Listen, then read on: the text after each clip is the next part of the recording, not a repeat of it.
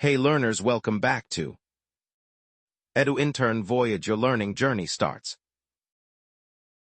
If you are a BCom student who wants simple, clear, and reliable study content, subscribe to Edu Intern Voyage, like the videos, and start your learning journey today.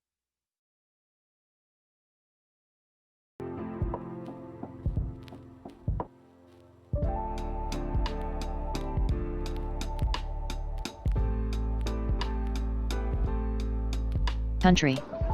Analyze the problems faced by the financial services sector and discuss the recent reforms. 10 mark. Introduction. The financial services sector includes banks, non-banking financial companies, NBFCs, insurance companies, mutual funds, and other intermediaries that provide essential financial services to individuals and businesses.